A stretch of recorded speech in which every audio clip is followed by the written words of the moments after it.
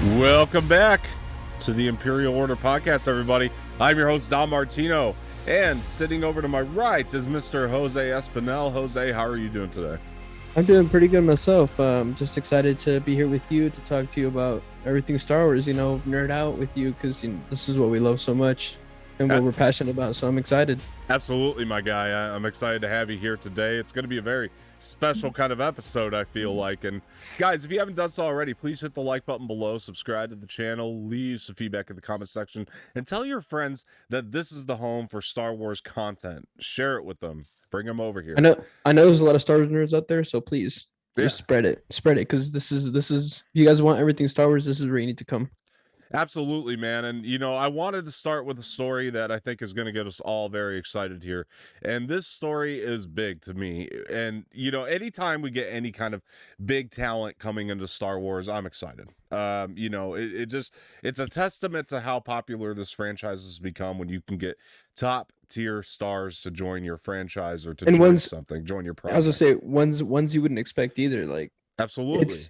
It's the same thing. Obviously, this is a Star Wars podcast, but it's the same thing with Marvel. It's with Shang-Chi and Eternals getting these A-list actors and other big actors to get into movies that you would never expect. It's always great to see that kind of stuff. So it's exciting that Star Wars is doing that right now. Absolutely. And this casting announcement just came out this week, and let's talk about it. Mary Elizabeth Winstead is going to be in the Ahsoka series, which we speculate is probably going to come in 2023. But Mary Elizabeth Winstead, let me tell you guys who are not familiar with her work, she is a top tier actress, and I am so excited to have her in Star Wars in general. And I think she's going to be a villain, if we can speculate. You know what? I was going to say that's what I would have speculated as well, because just looking at the movies that she's been in, I can speculate that she's probably going to be a villain. I would love that. I mean, I'm basing that off of Sky High, because she was a villain in Sky High. Yeah, and she just plays a villain so well that I can only assume that she's going to be a villain in the Ahsoka series. What villain is still to be announced, but I feel like she's going to be a villain because she can just play that villain role so well. Yeah, you know what? I would love to see her play one of the Grand Inquisitors, but unfortunately in this timeline, they're no longer around, or so we think. So, maybe, that's something that we can learn in the Ahsoka show, is that the Inquisitors are still kind of out there. They were still kind of kept around for whatever reason. Yeah, unless it's like this show is set kind of like before, maybe when they're still around. You know what I mean? Yeah, but it's not. I mean, we already know where it's going to be set. That's been confirmed. I mean, in a flashback, maybe. Oh yeah, Dave came out and said it's going to be the epilogue. It's going to pick up pretty much where the epilogue of Rebels was, and the epilogue of Rebels, as we know, is far after Return of the Jedi. So the Inquisitors are just not present. There's no reason. Yeah, they could do. I guess they could do a flashback. But if we're going to, but maybe they are. We just don't know, because if the Emperor has a contingency plan, maybe keeping the Inquisitors around was a part of that. Maybe he's going to use them for something other than hunting Jedi that have been on the run from Order 66. Maybe the Inquisitors have another plan. Maybe there is an army of them. Maybe she's one of the Knights of Ren. We've never seen them without their helmets on. Maybe the Knights of Ren are already kind of in play. Who knows? Something along those lines could be super cool. I would like an Inquisitor personally. We'll see. But, most likely, if that's the case, it's going to be in a flashback, but who knows? It's up in the air. This could be a new group of Inquisitors. Yeah, she could be as big of, as the main villain, or she could be the clerk in a shop somewhere. We just don't know what part she's playing yet, so we have to keep that in mind. But just, having talent like this in a show like this is just exciting, and I'm very happy about that, and it makes my little Star Wars heart pump, and that's always a good thing. The rest of the cast that's been put in the cast list, I don't know if they're they've been confirmed or not, but if they are confirmed, that'd be pretty cool too. Well, I mean, people speculate Mina Massoud as Ezra. It's a speculation at this point. I mean, Rosario Dawson basically confirmed this, but it's not confirmed. No trade has confirmed it. And also Lars Mikkelsen as Right. Grand Admiral Thrawn is, speculated as well. And I would love both of those guys to be in these roles. I mean, they're perfect. These are casting choices that are perfect. I mean, Lars Mikkelsen already voiced Thrawn. We know he can voice him well. I don't know how the I was about to say presence would be, but yeah. I mean, they could easily make him look like Grand Admiral Thrawn. I mean, look what they did with the Rosario Dawson. Yeah, Rosario Dawson looks so much like Ahsoka. I mean, you can do the same thing. Technology. That's the thing is technology these days. You can make anyone look like anyone. Rosario Dawson as Ahsoka is basically the best cosplay in the world. That's what it looks like to me. And if you could do something like that with Thrawn, it'd be cool. That's what I mean. I mean, you can make with technology these days. You can make anyone look like anything. So I mean, I feel like they could easily make Lars Mikkelsen look like Grand Admiral Thrawn. I agree. Which I agree.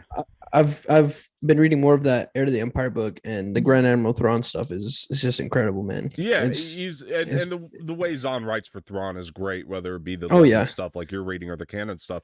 You're gonna get great writing out of that because Zahn and Thrawn go hand in hand. I almost want, if they do a Thrawn series, I would really like Zahn to be a writer on that. I think you need him as a consultant if you're going to make a Thrawn series. I was gonna say, I feel like that if they do make a Thrawn series, they would definitely have him on board because who knows Thrawn better than Zahn himself? Right. I mean, I feel like Zahn is Thrawn. You know what I mean? Like he is in a way.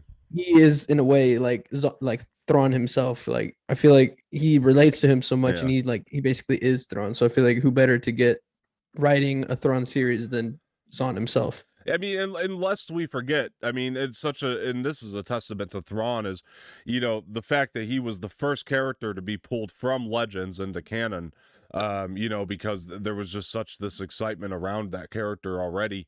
The fact that Filoni, when he was doing Rebels, was like, you know what, I'm gonna, we'll rework him to our current canon, but we are gonna pull this character. It's just a testament to how great of a villain Timothy Zahn has written in those books. The fact that that was like that was a no-brainer to bring him into the canon. And I was gonna say that's also Zahn's baby right there. Like he created this mass villain that everyone's so many people have come to love.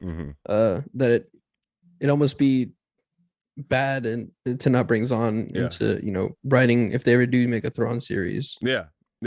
With all the stuff kind of heating up and kind of coming together, especially after, which we'll get to it after today's episode of the Book of Boba Fett, we could really see how these series can all connect together and however we could really team up type movie.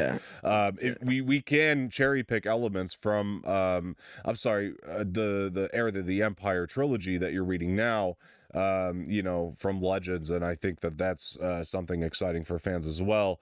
And especially now that we have Luke Skywalker back into the fold, this technology is just getting better and better, with what we could do with deepfake, and not that it'll be a verbatim Heir to the Empire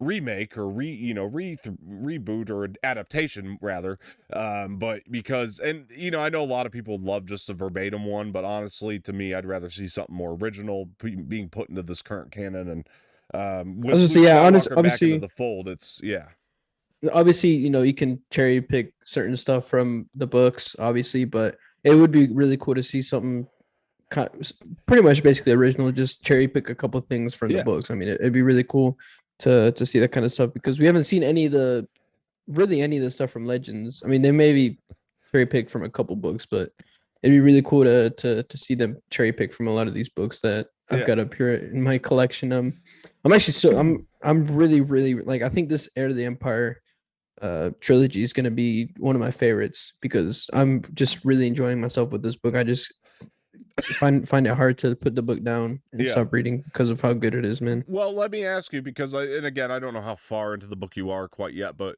there's a lot of this could be a good discussion between the two of us, because a lot of people have a hard time coming to terms with the fact that when Disney took over, they made all the Legends material like it never happened. You know what I mean? Like now this stuff is not canon. It's never happened. when you're reading something really good from Legends, how do you personally kind of reconcile with that?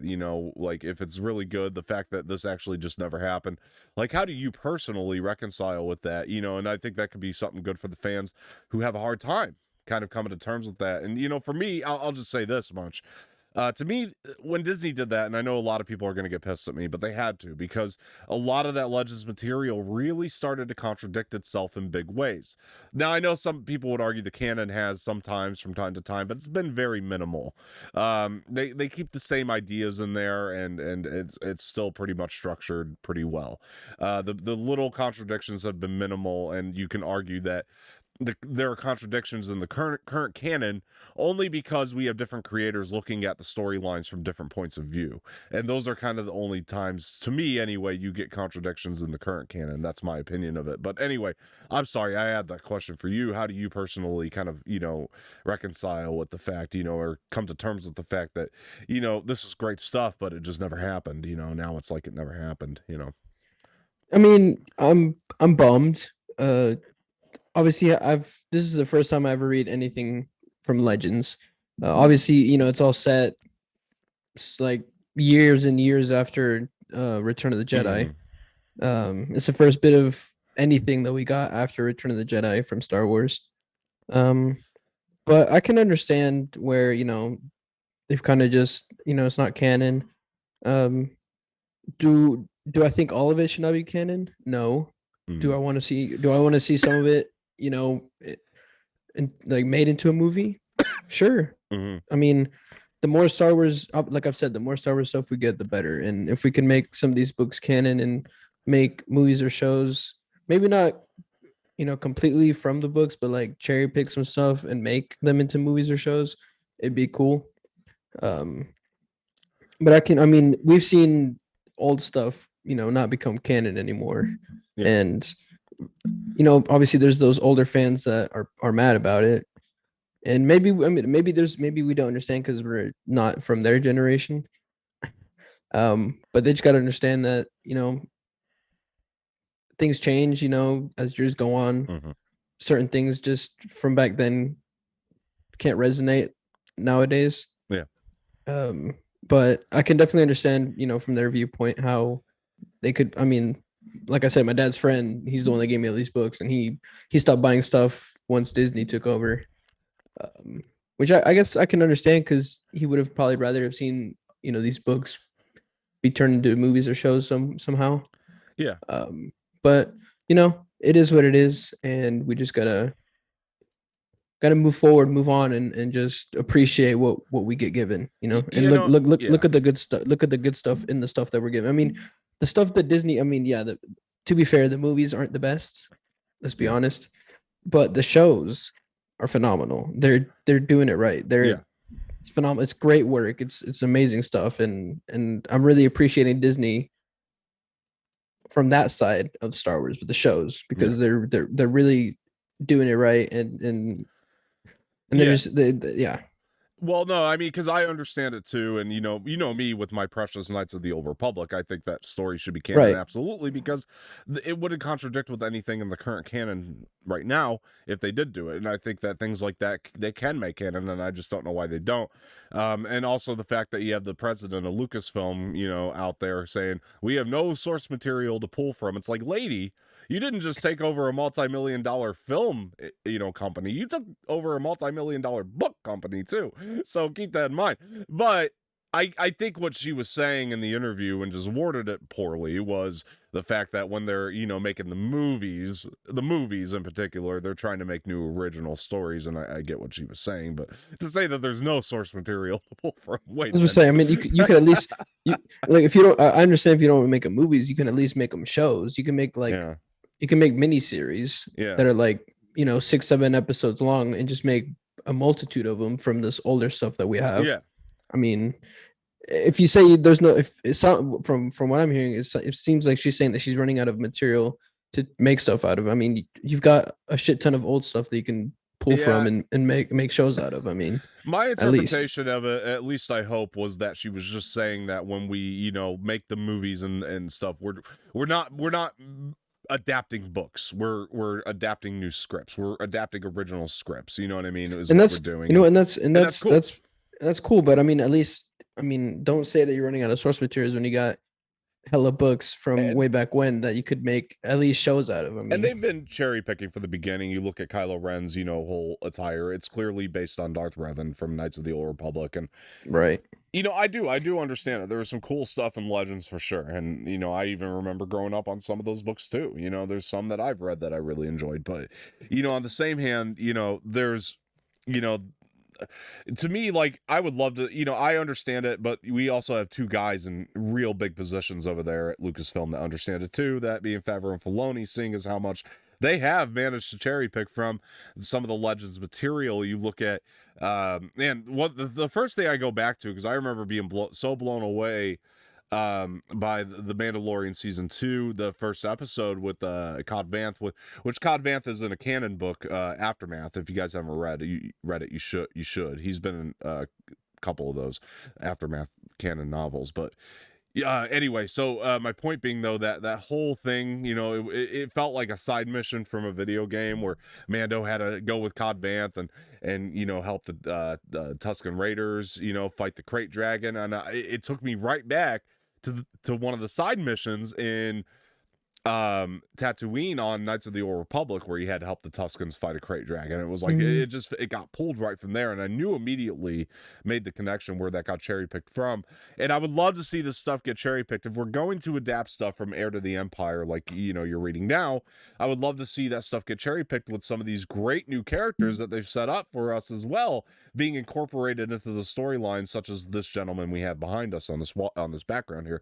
It would just be great to see. So yeah, man. I mean, again, it's like on one end I understand it, but on the other end, I'm a canon junkie. I'm liking most of what Disney's put out, so it's very difficult for me to debate it.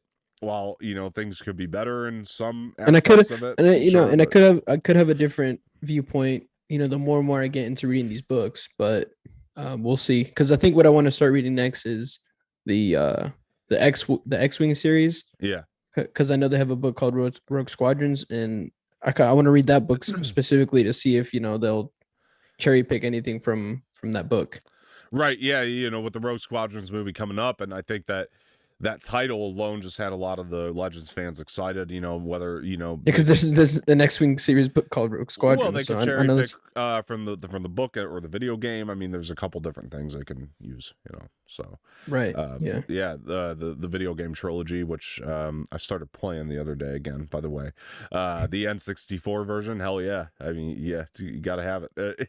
There's some fun stuff they could cherry pick, and there's a lot of material, and I think that they have been, and they're going to continue to do that. So yeah, anyway, so look, switching gears here a little bit, we did have another announcement that I just love to hear. So this is officially confirmed. Jedi Fallen Order 2 is happening. Oh yeah, now, I did see that. one of the things that I want to point out here that I found to be very interesting, but also makes a lot of sense to me, is that when they referred to the sequel of Jedi Fallen Order 2, they referred to this as the Jedi series, the Star Wars Jedi series. So number one, my guess is this game's not going to be called Jedi Fallen Order 2. You see, I was gonna say that, as I did see a rumor report saying that this game was not gonna be called Jedi Fallen Order 2. It'll be called Star Wars Jedi something something. Not And you Fallen know Order, what? right. I'm all for it, honestly. Yeah, I think it'd be sick. It takes me back to the old Jedi series that they used to make with the games, like the Jedi Academy, and then they had like Jedi Outcast, so like that would be the same thing they're doing here, except these are going to be canon, obviously, so, but exciting, man. I mean, I'm excited to hear that. The other awesome part about this article, I do recommend going to read it. I think it's on GameSpot right now, or Games Radar, one of those two, but go check it out. The other thing that was quoted is that the game could come as early as this year. So exciting as hell, and that's awesome. I mean, I cannot wait to get my hands on it. It does mean that EA is working on this thing pretty tirelessly right now, I would imagine. So, yeah, man, I think we've all been looking forward to this one. We'll see. But yeah, I mean, pretty cool. Did you play Jedi Fallen Order? I don't know if I've ever asked you this. We did talk about this in, I can't remember if it was on stereo, if it was on one of the Anorexia Okay. Entertainment podcast episodes. I got EA Play for like when it was like, what was it, like $5 for 3 months or something like that. Yeah. And I played it nonstop for 3 months and finished it. Yeah, it's one of the best Star Wars stories. Dude, I couldn't they put it put out. down for those 3 months. I couldn't put it down. I just played the whole time and finished it, man. It was Yeah. it was great. It was phenomenal. Honestly, I enjoyed it so much. I mean, for those of you folks that want a Star Wars story that feels very adult, and if it really feels like Star Wars mixed in with some Game of Thrones, it's really cool, and I really do recommend this game. It has such a great fun element and vibe to it, and honestly, the character of Cal Kestis is one of the most compelling to follow in a video game and to play as in a game, and I can't wait to see what happens to him in the second one, man. It's gonna be great. It's quite advanced for a Star Wars game. And now I know I've mentioned this before, but let me go into this again, because some of my complaints for the first game are this. Number one, once you beat the game, once you got to 100%, there really wasn't much to do. You can go around and fight stormtroopers, sure.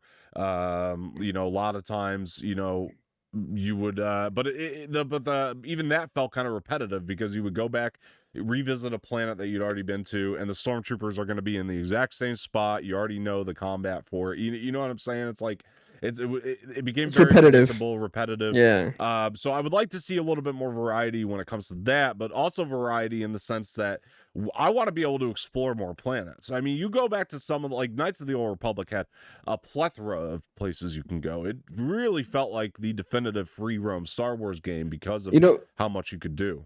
And I was gonna say, you know what I feel like they should do with this game is make it like Assassin's Creed Odyssey, make it that big of a map, but for Star Wars. Because in Assassin's Creed Odyssey, there's like 20 plus islands that you can go to. I feel like they should do that here with Jedi Fallen Order. Have multiple, have side missions on top of like the main mission you have to do. Different kinds of fights and places to go fight people, like not only just random, like not only just on the missions, but like you can do side missions fighting bad people. Like do something like Assassin's Creed, but with this Jedi Fallen Order game. I think it would be really sick to see. Absolutely. Another thing I want to bring up, and this to me is just essential to free roam games with big giant maps like this one has, where you can explore. And I love I love that fact that you can explore these planets, and the design of the maps were always great, and it always looked really good. But the thing that got very annoying to me is the lack of fast travel. I think every free roam game should have fast travel. I get it for the first time that you're going out to explore a planet, explore the whole thing, but once you've done that, fast travel. I mean, come on. I was gonna say like with Assassin's Creed Odyssey, where you can go to certain spots and synchronize to have a fast travel spot where you can, like, say you're on one island and you need to be back at another one, and it's too far of a boat ride, right? Yeah. You can literally just fast travel there if you've already been there. Like they should have multiple fast travel spots on every planet. So if you need to go back to one, there you go. You can just, instead of having to, travel the whole freaking thing, you can just fast travel there. Yeah. Also, there's another thing in the cosmetics department that I would like to talk about, and that's pretty much the cosmetics overall. I thought that there was such a lack of variety of what you can do with this character as far as like his appearance and stuff. I thought the ponchos were stupid.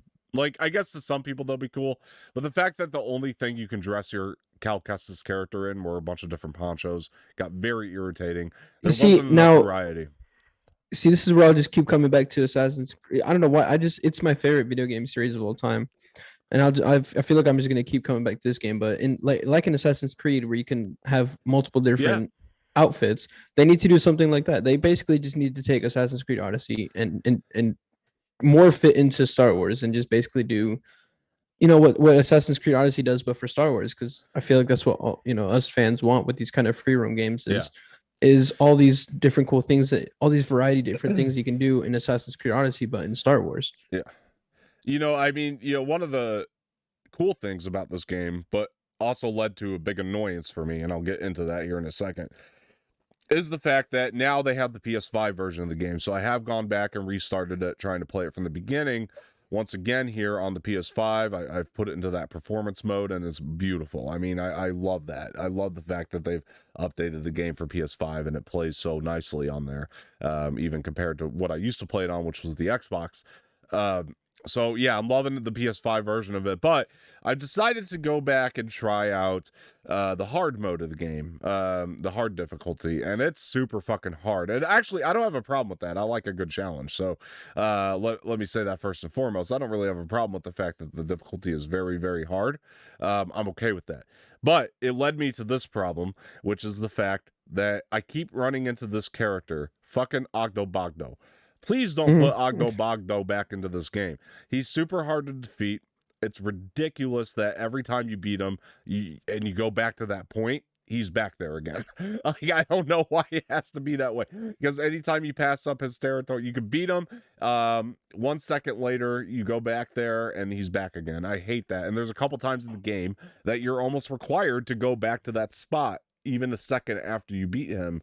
So to me, that got super annoying, and especially for the people trying to play on this hard difficulty, it's annoying. I get it being a one-time challenge when you're on this planet, but that's the thing. I did not like this repetitive nature of you're going to beat the guys, and then you go back a second later, they're back again in the same spot, and hate that. So I would like that to be, gone again too. So yeah, anyway, those are my complaints about the game, things they can improve on. If you're listening, EA, please, I hope you are, working on these improvements for the sequel to the game. Overall though, great game. I mean, don't broke what ain't fix, or don't fix what ain't broke about it, because there Don't are broke what ain't fixed. don't broke what ain't fixed about it. Exactly.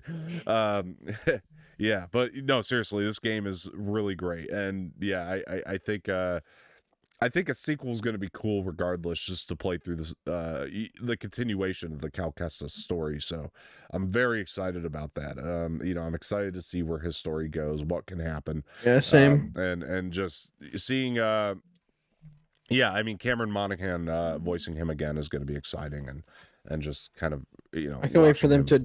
I can't wait for them to adapt him into like a show or something. Yeah, absolutely. And one other thing really quick about this game, one thing I hope that they don't do, because and I remember games back in the day used to do this all the time, and so if they do it, if they do it, it's not going to be the biggest deal in the world, because I feel like we've just grown so accustomed to this anyway. But I don't want, in the game, you have your skill tree and you learn all these different skills, like in Assassin's Creed, yeah, right? And and you can upgrade throughout. I want them to already have Cal with all the same skills. I don't want to have to reacquire the same skills from the first That's going to be tedious as fuck. While also having to get the new skills. You know what I mean? I want the same skills all in this game. It just doesn't make sense. So basically, you basically want to start learning new skills. Yeah, I just want like basically put in new different skills that we haven't seen in this old game. Absolutely. And just give us new skills that we can now unlock. While having the tutorials for the most important skills, obviously, for new players, I would understand that from the first game, but I don't want any of the skills to be any of the same, that you learn throughout it. It would just honestly, knowing it would have make sense. Knowing EA, they probably are going to do that. I know, that's why I'm saying it wouldn't be the worst thing, because we've grown so accustomed to it in games now, where they just you got to relearn all the skills. It's like you got to relearn all these skills and new ones. Yeah, but narratively, it just doesn't make sense to me as a Star Wars fan, because a lot of that game was, when he was learning the skills, a lot of that game was narratively him flashing back to when he was being trained by his master in the Clone Wars, and learning those skills from his master. So to me, for him to have those flashbacks to relearn the skills again just doesn't make sense. So I just hope that all those skills are already acquired by him, and that we're learning new, more advanced things. Narratively, it just makes more sense to me to watch Cal's journey, as he adapts as a Jedi even further. So that's something I hope that they don't do, is just have us relearn all those skills. Again, and we did get Dathomir, so that was cool. It's where Darth Maul's from. Going back to the planet point, Something else I want to point out here. I would like to be able to visit some familiar planets. Not that the whole game has to be fan service. I like the new stuff for sure. We did get Dathomir, which is, where Maul's from. We got Ilum, which is, basically what Starkiller Base ended up being made out of. So I dug those connections. So they already had that, but I would like maybe Tatooine or, Endor. I feel like we're gonna get the planets that we had in the first one plus so many more. I feel like is probably what's gonna happen.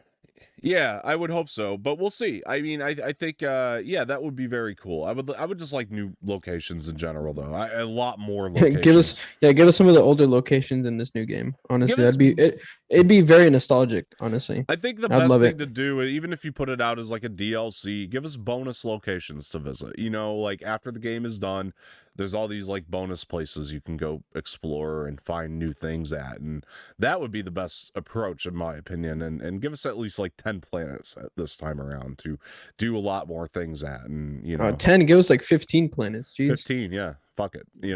Fuck. Honestly, but make it a big ass map to where it takes a lot longer to beat. Because, like for example, like with Odyssey, I stopped playing it for a very long time, but I looked up that game takes, if you play it nonstop, like 24 hours a day, if you play it like that, it takes so long to beat. It's it's such a big map and there's so much stuff to do that it takes so long to beat. So give us like one of those kinds of games that we'll want to play for a very long time. So it's not a game that we just beat like that and that's it. I agree. Assassin's Creed I beat the first Jedi Fallen Order in like 2.5 months. Yeah.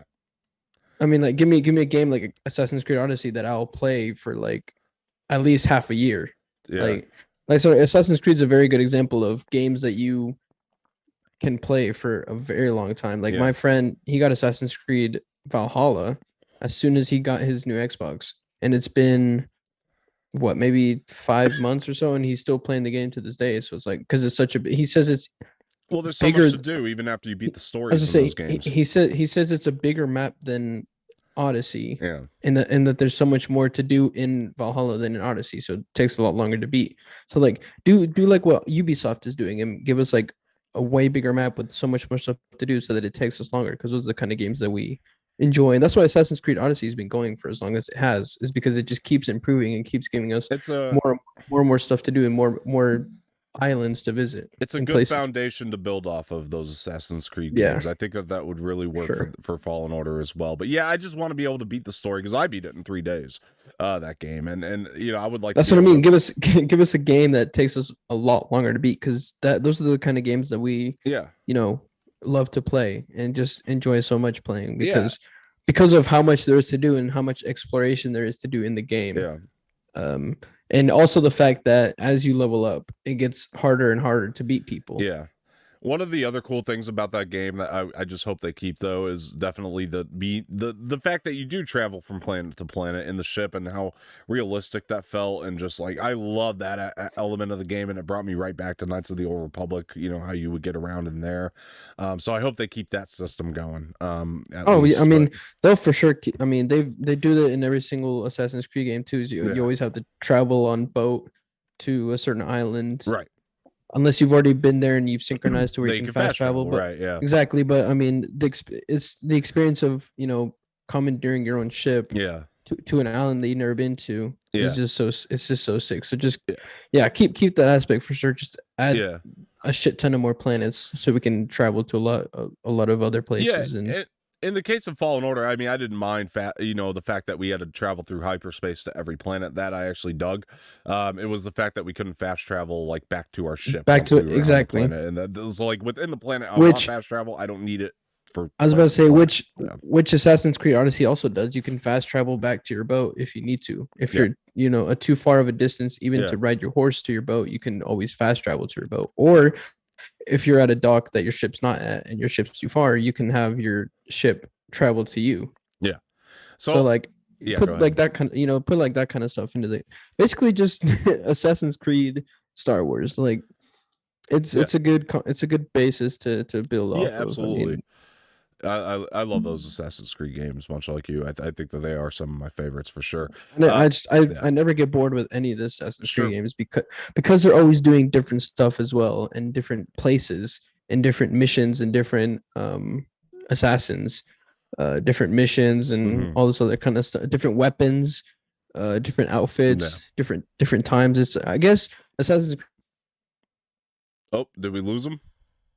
We've lost Jose, ladies and gentlemen. I don't know what happened to him. He was mid talking there, and hopefully he's back soon. We'll see. But look, I got a hot take I got to tell you guys about while we're waiting on Jose to come back. Really quick here. Let me see if I can there we go. Okay. So quickly, hot take for all of you. So I rewatched Revenge of the Sith. I put this thing back on. And I gotta say, I was very, very surprised to feel this way about it. And I don't know if it's because I've seen the thing just so many damn times that I just feel this way now. Could be part of it. But for me, something that I thought was interesting is I actually thought the first 45 minutes of the movie are better than the last 45 minutes of the movie. Now, let me explain this to you. Seriously, because I want everybody to understand this. Now, Jose knows this, so I kind of wish he was here right now for this section of the show. Jose knows this. I personally just love, for me, like, I love the Empire Strikes Back lightsaber duel. It's still my favorite one till this day. I know a lot of people disagree with that. A lot of people put that one at the end of Revenge of the Sith on their list. For me, like, I just love that. I love the Empire Strikes Back one. And when I go back and rewatch Revenge of the Sith and I'm looking at the lightsaber duels, that Count Dooku one, to me, anyway, and this is just to me, feels a little bit more stylized.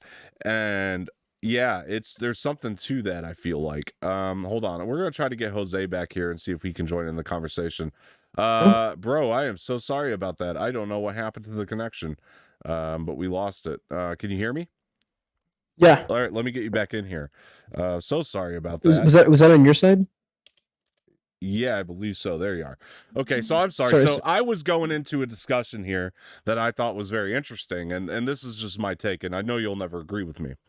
I put on Revenge of the Sith again, popped it in, and I don't know why I feel this way now. I found, upon revisiting this, that I enjoyed the first 45 minutes better than the last 45 minutes of the movie. Don't ask me why. I think a lot of it has to do with the banter, the exchange between Anakin and Obi-Wan. I just really dug that stuff. I'll have to revisit, because we were supposed to revisit that one together for yeah. stereo, but I'll have to revisit it again myself, just to see, because it's been a while since I've seen the originals, but I'll definitely have to revisit it and get back to you on that. It's interesting because you know me, my favorite duel, and I know a lot of people will put Revenge of the Sith out there. My favorite is Empire. It always has been. The reason I think I like the first 45 minutes more is because you watch that Anakin and Dooku duel. It feels a little bit more stylized, like the Empire one, to me. Even though it ends quick as hell as well. I don't think so. I thought it lasted a pretty good length. Like, it was better than the one in Attack of the Clones, that's for sure, that they had. The one in Attack of the Clones was really quick between Anakin and Dooku. The one in Revenge, just remembering it in my head from what I remember, I just felt like he defeated Dooku very fast. I didn't think so. I didn't think so in this. I rewatching it, I didn't think so. Trust me, like 5 days ago, I might have, agreed with you, but like, honestly, like, rewatching it, I was like, this is actually, it reminds me more of like the originals, like that first 45 minutes of the movie to me has the feel of the originals. Just from thinking off the top of my head, I think I preferred Obi and Anakin's to Count Dooku's and Anakin's. Like I said, 5 days ago, I would have said the same thing, but now rewatching it, I think I actually enjoyed the first 45 minutes of the movie more than the last 45 minutes. So, which is interesting, trust me, because like I said, it's going to be a hot take, but it was just rewatching it this last time. Not that I disliked anything, and not that I disliked a whole lot about the ending or anything like that. I still liked it a lot. It was just something about, and the other thing about it too, if I had one little nitpicky complaint, and I understand the technology wasn't there, the environment that Obi-Wan and Mustafar that it's a great environment design wise, but because the CGI is so dated, like the lava, and stuff, it just kind of takes me out of it a little bit. And I think like I buy into the location of the Anakin Dooku one in the beginning a little bit more. And I just love how that whole thing kind of sets up the path to Anakin's dark side too. Once he cuts the head off of Dooku, like I just enjoyed the hell out of that. It's because Emperor Sidious was like, "Do it." Yeah, I enjoyed the hell out of all that. I thought that opening was so good, and like I think I enjoyed it the most out of the whole movie. Again, it's not that the rest of it's bad. It's just to me the thing I enjoyed most of the movie this time around was definitely the opening stuff with going to save Sidious and the Dooku fight. And I don't know, just I know that's like a hot take, but just I felt like I had to bring that up because I don't know why the last 45 minutes of the movie felt weaker to me, but just something I had to bring up. But yeah, we rewatch it and get back to me. Maybe we'll still rewatch it together again. And maybe I'll feel differently after another rewatch. But for whatever reason, and I gotta watch Solo Story again too, because that was the other one that we were gonna. We already did that, didn't we? Oh no, we didn't do that. No, that was gonna be the last one because we did Rogue One. All right, okay, yeah, we got to rewatch those together sometime. Well, we're gonna do rewatches for this channel though. Now that we have Imperial Order. Jesus Christ again, fucking hell. Do you mind? No, but I kind of mind Phantom and Attack of the Clones, but a little bit. Just watching the same ships just come through. I put that one on again too. I put it on before Revenge again, like or not before, like maybe a week ago or something. But that's because, like, again, Attack of the Clones, when we rewatched it last time, I found a lot to like in that one. Like, I don't think it's great, but there was a lot more I liked in Attack of the Clones this last time around. Like, it's still some of it holds up to me. I hate to say it. I mean, that's why I put it. I still put it above Phantom Menace. Like Phantom Menace is at the bottom. Yeah, a lot of bad in Attack of the Clones. A lot of bad, but a lot of great in there too. Like not as much bad as as Phantom Menace. Yeah, you know what it is too. I mean, it's the Book of Boba Fett thing. I mean, just going down this path. I mean, I like seeing the origins and Jango Fett and that stuff. That plays amazingly. That is like the best stuff in the movie. It plays so well. Watching him and Obi-Wan just. Oh God, going at it. That fight was so good. Yeah, that was such sick. a good fight. It was it's better than the lightsaber stuff and at the end, honestly. Like the Obi-Wan and Jango Fett is better than the duels you get at the end, if you ask me. Like, that's my opinion of it. Like, I love that Obi-Wan and Jango Fett scene. It looks good too. Like the Camino is such a cool planet. Like, it just looks so good.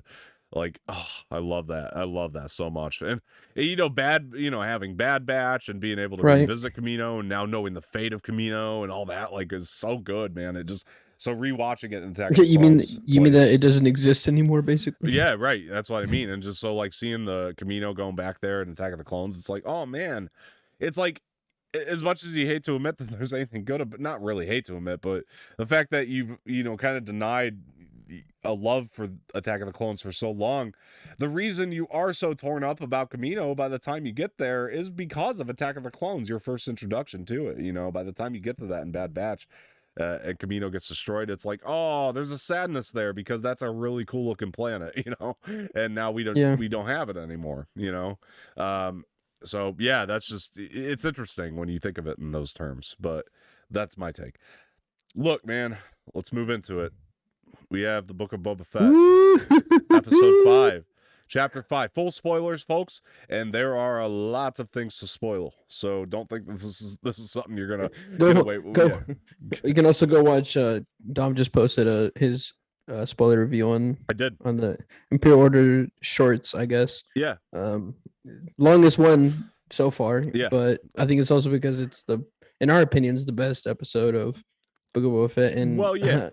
Funny enough, I actually saw the report saying that the Book of Boba Fett's worst episode is also the Mandalorian's best, which, I mean, I guess technically yes. Because, I see what they're saying, but it's not really because it's because there is no Boba Fett in this episode, which, I mean, I can see why they say that, but at the same time, yeah, I just thought it was my favorite one because I just enjoyed seeing Din Djarin again. Yeah, but not really to that report, because even if this was an episode in The Mandalorian, it still wouldn't be my favorite one. I think it would be a really good one, but it wouldn't be my favorite by any means. I think The Mandalorian. Oh no, yeah.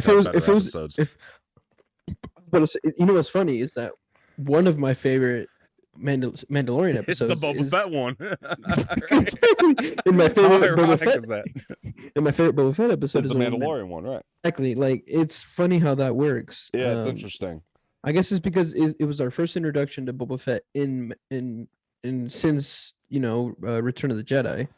Yeah, well, was there not reworking of the character? Well, kind of in a way, like they reworked some of the. I was gonna say because the Yeah.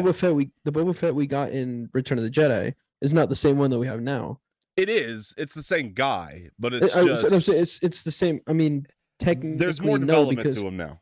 because It's the guy the who same played guy. the guy who played Boba Fett in Return of the Jedi wasn't Tamora Morrison. No, but it was his voice. Tamora's voice is in there. No. Even though the guy under the suit was different, but yeah. Yeah, it's still Tamora's voice now. I mean, after George went back and reworked it in there, I mean, it's Tamora's voice, and it's the same guy, but this is the best way to describe it is this is Boba Fett being seen in a new light, because now we're getting now we're just adding character development to him, and we're starting to see who this guy really is under the mask, and that was what Mandalorian gave us. It's still the same guy canonically, but it's just, yeah, you know what I mean. That's all I'm saying. But look, man, now let me throw out a quick disclaimer here. I'm being for real, because it's easy.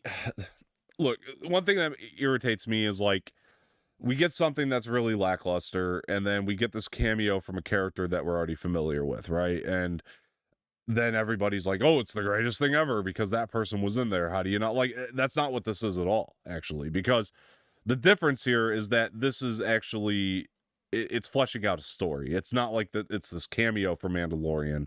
This is actually fleshing out the story for future things in Boba Fett. So I don't just love this episode because of Mandalorian showing up. Like, and it could also be showing us stuff that could continue in Mandalorian season 3 between Boba Fett, Fennec Shand, and Din Djarin.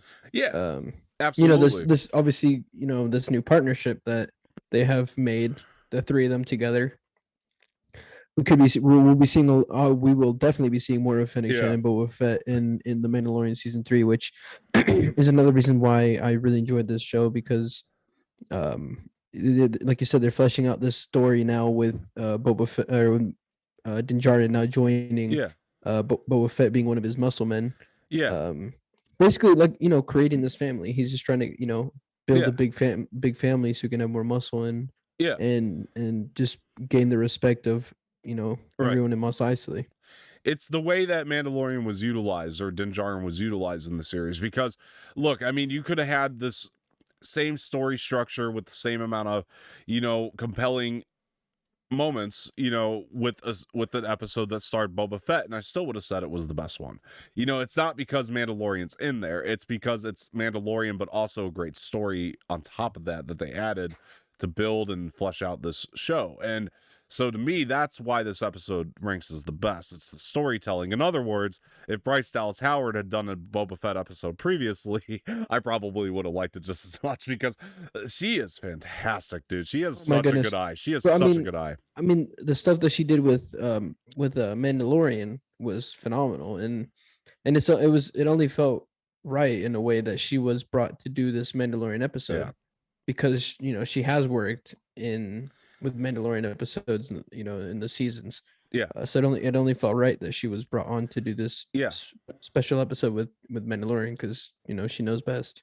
I agree, man. I agree. I thought she was perfect for this, and it was just no coincidence that this is the one they had her do, because she has had experience with this character, and she's already directed the character, and she's already and the fans love her. The fans love her episodes. Oh, yeah. Every time she shows up at the end credits and you realize it's directed by Bryce Dallas Howard, you get a little bit more excited. I was gonna say when I was seeing the end credits of this episode, I was waiting to see who directed it. And when I see Bryce Dallas Howard, I was like, yes. I was like, yes, thank God, because she is just talented, man. She does it, man. I was wondering if it was going to be Rian Johnson, because I was wondering who else would have brought up Fathiers in an episode, seeing as how that's a creation of his own in Last Jedi. So that was surprising, first of all, like, to hear them even reference Last Jedi now at this point. It just shows you, man, they do acknowledge it. I hate to be that fan rubbing it in, but it is acknowledged in the canon. Like, we can't like sit here and say it's a reboot now or whatever, because this fan theory about, you know, they're going to make this of a different timeline than the sequels is bullshit. Like, I'm telling you right now, it's not happening. I'm sorry, but you know, I'm sorry to the people that don't like that movie, but the fact is like Last Jedi is still very much canon. Anyway, moving on from that though, so many great things in here. You know, first of all, this is very much inspired by Stanley Kubrick, like in at least the opening 20 minutes of it, because the room that Din Djarin is in, like, that looks very Clockwork Orange to me, the way that was all done, the lighting choices, the I was gonna tell you, design. I've never seen that movie. Is it So a good, movie? so good. Yeah, Yeah, never seen it. it's Yeah. so good. Very Clockwork Orange, and then to me, like, the way that space was done here, it was a little bit different than the traditional way we see it in Star Wars. To me, again, it comes down to lighting choices and effects. I mean, it was just done a little bit more like 2001: A Space Odyssey, which very much is a movie that inspired George Lucas, and you know, it's one of the things that Jon Favreau takes forward with him in all of his creations, is or at least now in the Star Wars world, is he wants to make the things that inspired Star Wars, not necessarily Star Wars. You know, he doesn't want to make Star Wars. He wants to make the things that inspired Star Wars, in which case he'll be making Star Wars, you know, the way that George did. And that was kind of the philosophy, and that's carried forward here. And Kubrick is a huge inspiration on George, whether it be Doctor Strangelove or 2001. Anyway, I just saw the influence here all over this episode. Don't know if anybody else caught it, but I certainly did. So that was very cool. Din Djarin's entrance, let's talk about it, because Bro, badass. It was so badass. so Man. good, and it would have had the fans on their feet in the theater. Like, if this was in a theater, the pops would have been there. There's one, Bro, two, or three moments that would have that here. Bro, I actually rewinded his entrance when I was watching the episode like 3 or 4 times. Yeah, it was just so cool. It was just so badass, and so it was almost like Western in a way. Yeah, like it was like, you know, when you pop open the doors to a saloon, it was almost like that in a way, which was so sick, because then you could hear because it almost sounds like his shoes also have spurs like Boba Fett. Yeah, if you really hear closely, it almost sounds like he has spurs as well, which just kept reminding me of like the Western kind of like mafia type entrance, which was really cool, and I really enjoyed his entrance. Yeah, honestly. Yeah, man. And you know, to me, it was another testament to, anytime we heard him speak in the episode, was just a testament to why you need Pedro Pascal voicing this character, because he is that's the thing, is he was born to play this role. It's true. I kind of agree with that. It's like Henry Cavill with The Witcher. Like, Pedro Pascal was born to play Mandalorian. He is now the face of Mandalorian. He is phenomenal. He's so talented. I think this I think is my favorite role that he's done. Yeah, is Mandalorian. He's just phenomenal, man. He's just so great, man. It's awesome. Love him in the role, and just all the lines just played so well. Big up the Latinos, baby. Yeah, absolutely, man. We're doing it right, bro. We got Oscar Isaac. You got Pedro Pascal. Diego Luna playing Andor. Dude, yep. Dude, Latinos are doing. Hey, we're doing it, bro. Yeah, so good. It's such great stuff. I mean, honestly, yeah, Pedro voices the character, and it immediately hit me in my mind. This is why we need him in this role, because it does, like, when you hear Pedro, it's not really Mandalorian until you hear Pedro's voice, in my opinion, and like then it just starts to feel familiar again. I was gonna say, you associate, so anytime you think of Mandalorian, you just think of Pedro Pascal and his voice, just associate because he is Mandalorian, like he is a Mandalorian. Yeah, absolutely, it's true. The presence of his voice is great, but yeah, I mean, there's a few moments here that would have gotten the pop. I mean, number one, the entrance, which we've already discussed, and then the second the title came up, would have gotten the pop. You know, the second the title Return of the Mandalorian came up, that would have gotten a huge pop. Oh, bro! When I saw that title come up, I was like, fuck yeah. Yeah, and then it did. It just felt so. What's the word I'm looking for? It gave you like a rush of adrenaline the second the title popped up this time, and it was so cool, man. And I feel like as soon as he pulled out the darksaber, that was the other moment that would have as well. Yeah, 100%. That was the other moment I was going to point out. Definitely. You know what I was thinking the whole time. Like, obviously, I was paying attention to the fighting that was going on, but the first thing that went through my head, it was like, so what happened with Bo-Katan? Like, did you beat her to combat? Did you just walk away and just ignore her completely? Like, that's just making me more excited for season 3. Yeah. to see what the hell has been going on. They did go back and touch on some of that, though. I mean, they did a little bit with. Now, this was the interesting part to me is, these Mandalorians, they don't look at Bo-Katan and the Death Watch all too kindly. Then Bo-Katan has lost her goddamn mind. After her Mandalorian role, they were talking about that. Yeah, because they said that she didn't win it in combat. She just kind of took it. She did. She certainly did, and now that's what I mean. She didn't win it in combat. That's what the lady was saying is like, if you win it in combat, then that person is the one that's supposed to, bring the Mandalore to like back up into the position they're in. Right. But if you just steal it, then it brings bad luck to the person who wields it. Which is why now you look at it and you look back at it, and now it's starting to kind of make sense. Bo-Katan, if she's going to rule again, she doesn't want to be looked at as the person who just took it again. Even though that's offered it. That's why she wants to fight. That's why she said that in the last episode of season 2 is that I have to win it in combat. Yeah, so that's an interesting turn. The fact that we now know that they didn't look on her too kindly when she was ruling Mandalore. They even did a flashback to show like how bad it actually freaking got a little bit. It was. So that stuff was very interesting. They blew up the whole freaking place. Right. So that stuff was incredibly interesting. So love that building of the world, and just this episode gave us so much new information. And then the lady asking Din Djarin, like, where'd you get that Vescar's spear? She's like, oh, a Jedi gave it to me. Well, he filled her in on the Mandalorian season 2. Exactly. Yeah. This Jedi gave it to me, and that it's supposed to, it's like it blocks lightsabers, and then the lady informed him that it can pierce Mandalore armor, and so she was like, it's better to craft into armor, and so he gave it to her, and then he asked her if he could make something for Grogu to take to him. Yeah, which I thought was awesome. The fact he's mentioned Grogu again. And what do you think it is? I don't know. I saw it was a bunch of little like chain things. I don't know. I thought at first he was gonna have her. I'm about to sneeze, but Jesus Christ! Thank you, fuck, man. I thought it was gonna be something for like his lightsaber at first, but I don't know. Now that I saw the chain things, I don't know why the first thing that came to my head was a necklace. I said this in my breakdown, and it could be a necklace.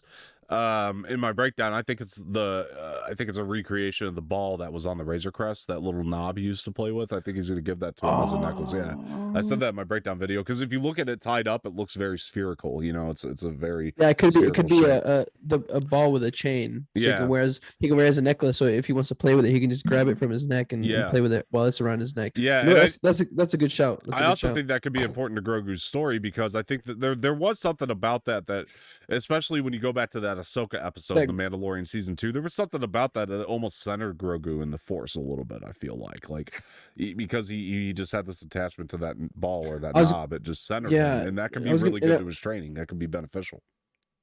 Yeah, and I also feel like seeing Din Djarin give it to him, it could also like. Well, obviously they were connected. They were together for so long that I feel like it's just going to bring that connection back and all those, good memories and help him, like you said, help with the training that he's going to go through in season 3 of Mandalorian. Absolutely. And, the other big piece of information we now have, and this is it's important now. I think there's no way you can go into Mandalorian season 3 without watching this episode now, because there's a lot of important stuff that happens, a lot of new information. I was gonna say one thing first. Well, I don't know, what were you gonna say first? Well, I was gonna say the fact that he's now been denounced as a Mandalorian. Okay, so I was gonna say what I found weird was that when he was going to collect the guy for the bounty, is that it seemed like he was using the Darksaber very easily, like it wasn't heavy. But then when he was fighting the lady, it became heavy. So I was like, so why is that? I disagree. I didn't think that at all. I actually thought very much the opposite. The fact that he hurt himself with the Darksaber, I thought was important to show, because but that's the thing is I don't think he did it to himself. I think one of the bad guys hit it towards him. Either way, like, when he was fighting, one of the bad guys might have like punched his hand or something, which then went to his leg, and so he accidentally touched himself with it. Either way, to me, it just shows that he doesn't have full control of it. Well, Like that's the either thing is, way you look at it. it seemed like he was fighting a lot easier in that Mhm. battle against the bad guys with the darksaber versus when he was fighting against that lady. Yeah, I don't know. Maybe I didn't really have that feeling on it, honestly. Like, Because it just seemed like he was able to use the darksaber a lot easier. well, I also think in the that other thing battle. you got to remember is when they were sparring and training with it, the movements are going to be slower because they are sparring, they are training, you know. So that was the other thing that I picked up too, because it is a training session. It's going to be slower. You know what that also could be though is remember when she said that you need to fight against your opponent, not against the darksaber. Yeah. In that instance, when he was fighting the bad guys, he was probably fighting against his opponents, not against the darksaber. Yeah, right. Because but when he was fighting yeah, against the lady, he was it makes fighting against the saber, not against her. Exactly. It makes because sense. Because he doesn't actually want to kill her or hurt her. So he's fighting against the darksaber. Yeah.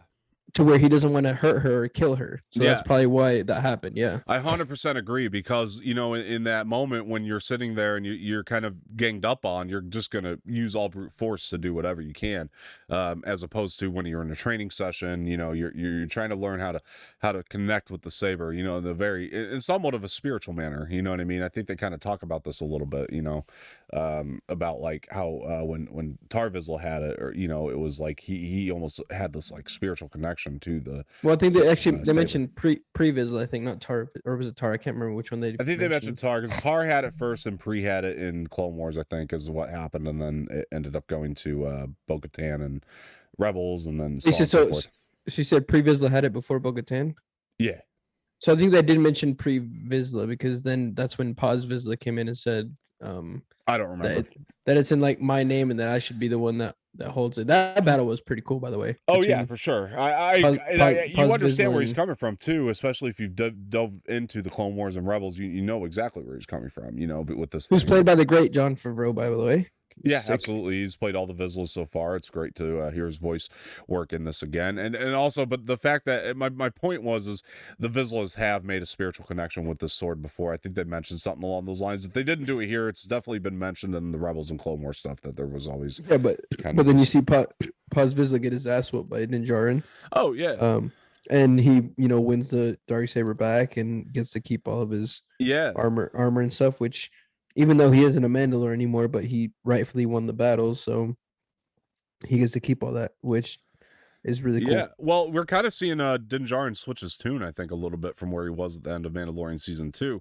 Now he kind of wants it, you know. I think a little bit. It's a little bit more. The more he's kind of spent time with it, interestingly enough, he kind of wants it more. I think you and I were talking about something like this maybe happening where it's going to work a little bit like the Ring in Lord of the Rings. The more you know what I mean? It's like the Ring of Power.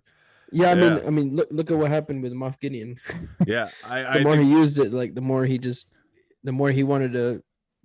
Basically, if you want it, you have to kill me. Well, why did Pre Vizsla start Death Watch? That's the other question. You know, because like. You know that Pre Vizsla runs Death Watch, but you never know why he turned that way. And the reason why has to be because of the saber. The saber has to be bad news, if you ask me. It's like that necklace in Harry Potter that Ron Weasley ends up putting on. Remember how he exactly that he started getting like evil. Yeah. It's like the more and more you use it, the more evil you'll. Yeah. And the more you want, the more basically you rather die than give up the dark saber. I think a big part of this, whatever you want to call it, the Filoni saga of Star Wars, is going to be them trying to get rid of this thing. You know, I really think that's going to be a big story point within it. It's like, honestly, trying to destroy the Darksaber, trying to get rid of it. Because, I mean, it's not in the sequels, you know, so it just makes more sense if it was destroyed prior. The other thing about that is the fact that, you know, once I saw Mando start to change his tune, I was like, oh, I think Jose and I were right about that saber being something that can take you down a dark path. I mean, it's kind of in the name, bro. It's a dark saber. Yeah. I mean, it's kind of in the name. Right, exactly. There's something to do that. And it would, just make sense when you look at, you know, how the fact that the ruler of Mandalore had it when the Jedi Wars were going on. You know, the Mandalorians were against Jedi at one point. You know, you look at all that, it all starts to add up and make sense. And I think that's the way they're going to play it here. So very interested in that. So to see where that goes. I was going to say, I'm ready to see more of that in season 3 of There's just so much stuff that's going to happen in this new season of Mandalorian. And I'm here for it. I can't wait, man. It's going to be some great stuff. It's the best thing this episode did was, one, work as a next chapter in the Boba Fett show, but also two, Give us more stuff about Din Djarin and all that other stuff that's been right. Well, begin to set up the story of Mandalorian season 3 is what they started to do. With this, it kind of works as a backdoor first episode. I mean, it's what Mandalorian season 2 did for the Book of Boba Fett. It introduced the story for the Book of Boba Fett show, which is what this episode is doing for the season 3 of Mandalorian.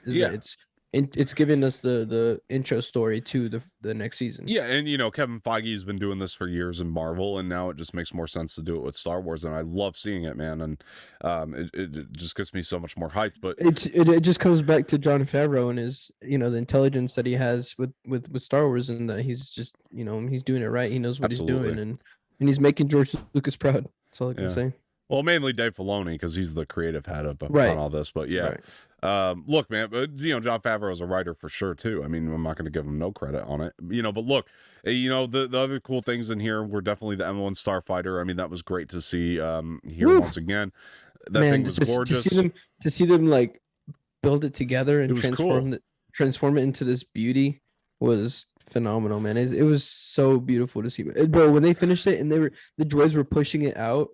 And they had that top view with the camera, and seeing the droids push out that starfighter was amazing. I was like, oh my goodness, look at that beautiful ship right there. And that's a beauty, man. It is phenomenal. I've never loved the Amy Sedaris character more either. I hated her when she first came into the Mandalorian. Now I'm actually starting to like her. Like, I'm liking what she's all about, and when she mentioned that she dated a Jawa.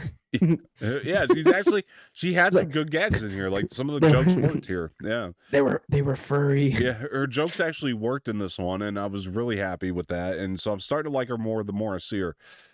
So yeah, that was very cool. I was gonna say that planet that he was at, where he took that commercial flight, almost reminded me of the moon planet in Treasure Planet.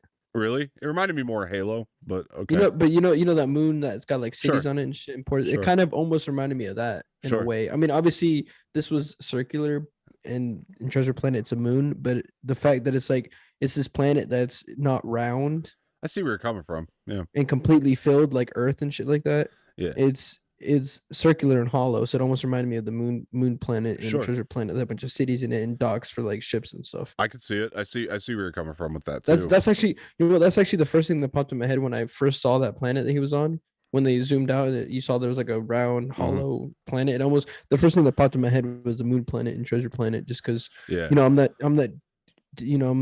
one with the I'm the one that's like a nerd for the classics. Yeah, those old classics from like Disney and DreamWorks and all that. So it just reminded me of Treasure Planet for some reason. Either way, it was fucking cool. It was cool design. Dude, it was so sick, man. Yeah, I loved it. I just loved the environment it created when they were on the planet too. Again, just brought me back to 2001 for whatever reason. But yeah, man. Where were we going with that though? The Starfighter. First of all, them building it, the way the BD droid was incorporated took me right back to Fallen Order. I mean, I love that. I was about to say there was a report that said that it could be the same one from Jedi Fallen Order. Could be. They don't know. We don't know. It just said BD. It seemed like BD1, but we don't know. And like the report was like, I mean, it could be. And the question that everyone would have on their mind is like, where's Cal? Where's Cal then? They just called it BD, right? Oh, Cal could be coming into it too, man. That's what I mean. Everyone's like, I mean, it could happen because like he could have ended up somehow in Tatooine because the show is apparently was like placed like 30-40 years after Jedi Fallen Order. So he could have somehow ended up in Tatooine, but then like, where's Cal then? Like, is he dead? Is he just in a different planet? Like, what's up with him? Absolutely. I'll say this though, when he went out to test that, but real quick too, other thing I love, thanks little guy. When he said that to BD, I was like, oh yeah, that's right. When he finally put the light in the right spot, he's like, oh, thanks little guy. Yeah, it was great. And BD using like a hollow map thing, just like Fallen Order, it was great. I was like, yeah. So where does this piece go? Thanks little guy, and he just puts it in. It was a great moment. Yeah. But when he finally tested out the Star Cruiser, oh my goodness, I know what you're about to say is when he went into it, oh my gosh, like from Phantom Menace with the pod racing. It was right out of Phantom Menace. Yeah, honestly, it was awesome. if there's anything that I liked from Phantom Menace, It's the best besides, scene, right? Like I was gonna outside of say the mall besides, fight, it's the best scene. exactly. Yeah. That's you read my mind. Besides Yeah. the mall fight with Obi and Qui-Gon, the pod racing Yeah. scene was phenomenal, and it just brought me straight back to the pod racing scene from Phantom Oh Menace. my god, the sound design in that pod racing scene is great, and it's part of what makes that scene work. Like, there's really no music in the pod racing scene; it's really all sound design, and it's so good. And you know what? I picked on too that kind of hit me too was that there was no the sand people shooting at him, and that's because Well, because they're of what happened. nah, true, good point. Exactly. Well, That's you what I got mean. a It's whole like tribe knocked out. Yeah, exactly. That's what I mean. It's like, oh, because that's what I was waiting for. I was thinking about the pod that's a racing good scene connection you from picked up on there. Yeah, I didn't that's think about the, that. I was thinking, when I was watching the scene, I was thinking the Phantom Menace pod racing scene, and I was That's a like, good all point. right, so why aren't any sand people shooting him? And then I remembered that in the episodes of Book of Boba Fett, Yeah, it's true. a whole tribe got wiped out, so there's no sand people to shoot at him. That's a good connection. I don't know if they would make that shot if he came speeding by him, but sure. I mean, granted, They could have. it's a good I mean, connection. they would have attempted to shot it. They probably would have missed, yeah. but I mean, they still would have at least attempted to shoot at him. That would have been a cool callback, though, had we seen maybe a little on the nose, but had we seen some Tuscans, it would have been a cool callback. But it's a good connection you're making to that third episode. I'm sorry, where he flashed back and lost the whole tribe. But yeah, good connection there. Yeah, but that's what I'm here for. But one other thing I want to mention here too is Bryce Dallas Howard. Going back to her direction, the tension she was able to build in this episode was fantastic. It was just in the most subtle moments too, like even just him putting that dark saber, checking it through security. You're holding your breath the whole time because you're like, oh, I was gonna say because that's the last thing he pulled out, and he looked at it, looked at the droid, looked at it back, and then put it in. I was like, you could like, even though he had a mask on, you could tell like the facial expression that he had, and then he was like scared shitless. And bro, when he said, "I know every single thing that's in here," yeah, that was cool. That was cool. It was funny, bro. Such a Mando line. It was great. Yeah, man. I mean, I just love the tension. And then when he opened the thing and saw that everything was in there, that he had that face of relief. It was like, oh, thank God. Oh yeah, and it just made the audience, I think just as well, because you're that's what I'm saying. Like Bryce just does so well with that tension building, and it was just ever so present here. The fact that she was able to show his facial expressions, even though he has a mask on, from the the directions that she did in this episode was phenomenal. Yeah, honestly, it was great. It came down to the camera angles and all sorts of shit. But even going back to when the armorer asked him about him taking off his mask. Well, you as the audience member knows he did that, and he ain't gonna lie about it. So yeah, I was gonna say you could tell that he had a face of like, oh shit. I mean, I gotta tell her the truth. You are holding your breath. Yeah. He also had a face of like, yeah. Yeah. I was gonna point out too, that knife that he was holding against his neck was different. I hadn't seen it before. It was like vibrating. It was a little bit. Yeah, it was different. Yeah, maybe that's something he acquired. Maybe we'll learn about that, later. Be, yeah. I don't remember seeing that one. But I was gonna say because it was like I noticed vibrating. that too. Looked a little like something was new about that. So yeah, I think a couple people pointed out there's even a couple armor upgrades. So this is the definite time jump between the last episode of season 2 and now. Yeah, for sure. There's a definite time jump there because I heard a couple people point out there are a couple little armor upgrades if you look. Because I mean, we also subtle, but they're there. We've also heard updates of Moff Gideon. He said that he's being sent to the New Republic for trial. That's right. And that's when they say, well, he should be killed, and he was like, well, I mean, he'll probably be executed by the New Republic for his, for what he's done. So I hope they dive into the trial stuff. I actually really do. I think it'd be very cool to see in Mandalorian season 3. I was gonna say I'd love to see an episode of Moff Gideon's trial at the New Republic. I think that would be some sick stuff. You can that writes itself. You can write something so cool out of that to me, like and just make a whole. And I'd love to see set up a whole new thing out of that. I was gonna say I'd love to see his execution too. That'd be pretty cool. That'd be something. Yeah, if he gets executed, the thing is they can make a turn where he gets out of it, but wins the case. Which would also be pretty cool. Like he gets released and then maybe Mandalorian meets up with him again. Yeah, who knows? Absolutely.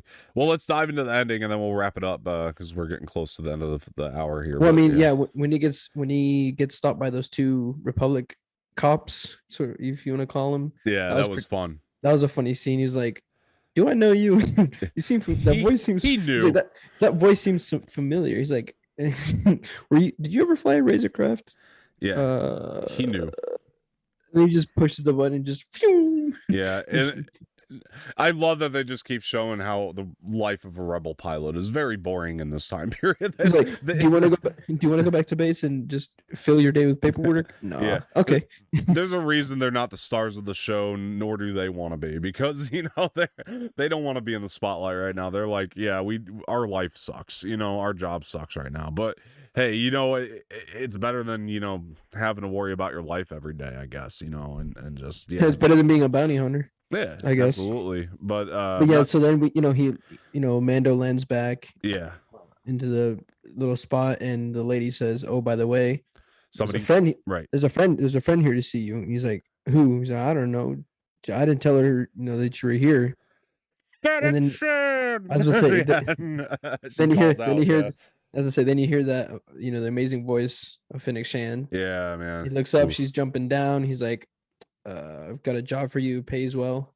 He's like, "What's the bounty?" She's like, "No bounty. I need muscle." Yeah. And that's when Mando realizes, oh, it's Boba Fett. It's Boba, okay. Right. He's like, it's on the house, because that's when he realizes everything that Boba did for him. When it comes to Grogu, helping him protect Grogu. I love that. Which was phenomenal. It's basically going back to that episode in Mandalorian, where Boba Fett basically pledged himself to help Mando protect Baby Yoda and get him, to his own kind. That was so consistent with the character. And then Mando's like, but first I need to go visit a little friend, and that's when we all know that he's about to go visit Baby Yoda. Yeah.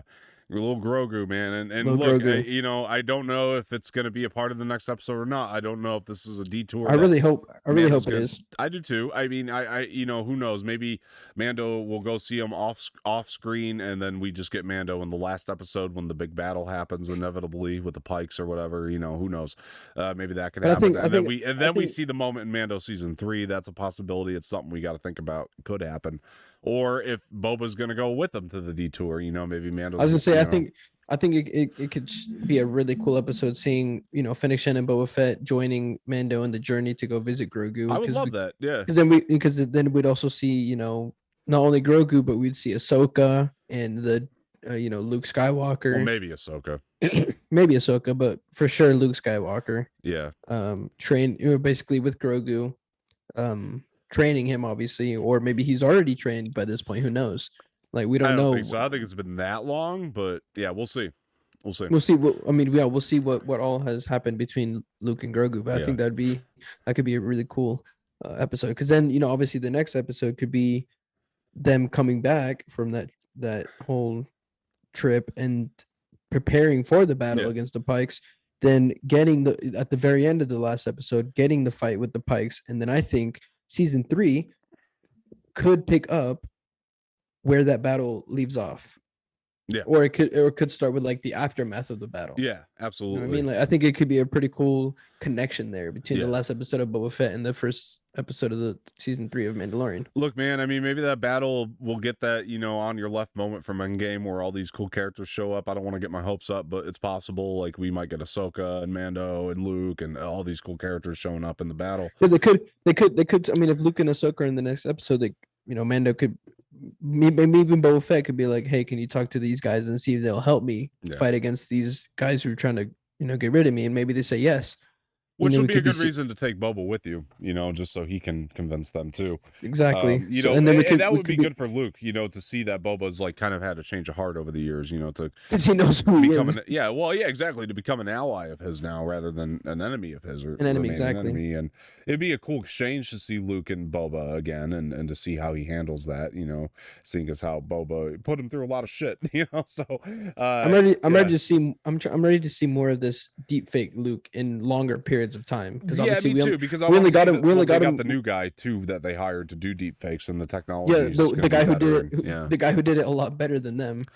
Yeah, exactly. No, it'd be cool, man. I'm because we only got like 5 minutes of Luke and maybe even probably more, like 10 or so in the last episode. So I'm really excited to see longer periods of times of this Luke in Book of Boba Fett and in season 3 Mandalorian, man. I'm really excited. Yeah, And look, obviously more Rosario Dawson as Ahsoka, of course, because yeah.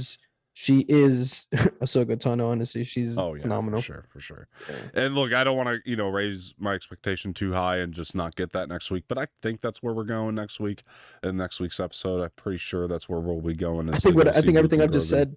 I think everything I've said could be pretty cool. I mean, if we get those in these next episodes, I think it'd be really cool. Something. If you're listening, Lucasfilm, Disney, if you're listening, do it. Well, it's already made. They're not gonna just remake it now. Hopefully it is. Hopefully it is what you filmed, and yeah, that'd be sick. If not, I mean, obviously I'm not gonna hold my expectations too high, but I feel like that's what's gonna happen. By the way, really quick, can I address this before we wrap up? Because one of the dumbest statements I read online today was, well, they just put this episode out because it wasn't doing well. This was already made. Like, I don't know if you know how television works now, but they already have everything pre-recorded. They just release it. A big production. They don't just make episodes every week. That's how it works. Dude, do you know how hard that would be? Yeah, this is a big production, guys. Like, do you not know how long it takes not only to get the actors on set, to direct everything, get the lighting and everything in place. Not only that, but then you have to edit these episodes. Yeah, it's just the CGI, everything. Yeah. It's just you can't do that all in a week. Like all the stuff that we like. But for example, Moon Knight, the first season's already been recorded, and we're getting it in March. Like it's made, it's done. As I say, they can't make redo it. They're not going to put the money into that. No. They make episodes. They make a whole season months before they actually release it. Right. Like that's how film works. You're not gonna record a new episode every single week because that's not enough time. Like you're not gonna get the finished product in a week. It was one of the most ignorant statements I read today, honestly. That's pissed me off. That's honestly that's really pissed me off. Like that dude does not understand film and needs to educate himself more. Before you release a statement like that, study your shit first. Yeah. Know your shit before you release something like that because you're just making yourself look very dumb. Yeah, absolutely. Anyway, guys, look, great episode, great fun episode of the podcast as well. Yeah, and I had a lot of fun talking about it, and I hope we get more exciting stuff like this to talk about week to week. But yeah, we'll see. Hopefully, we'll see. Otherwise, we'll definitely be screwed. I'm just kidding. We're gonna be okay. We'll be okay. We'll be. I was gonna say we'll have episode 6 of Boba Fett to talk by the next episode. Absolutely. I mean, we'll have at least that, but hopefully more Star Wars stuff's announced by next week. For sure, man. It'll be fun. We'll always have fun here. But yeah, guys, thank you for tuning in and joining in all the fun. And we hope you continue to do so. So please like the video, subscribe to the channel, leave some feedback in the comment section, share this with your friends, hit the bell for notifications. I've been Don Martino, and this has been Jose Espinel. Jose, where can people find you before we go? On all socials at Type 1 Latino, all lowercase, all together. Absolutely. And you can find me on Twitter at Dom_Martino_ and on Instagram Dom_Martino_ official.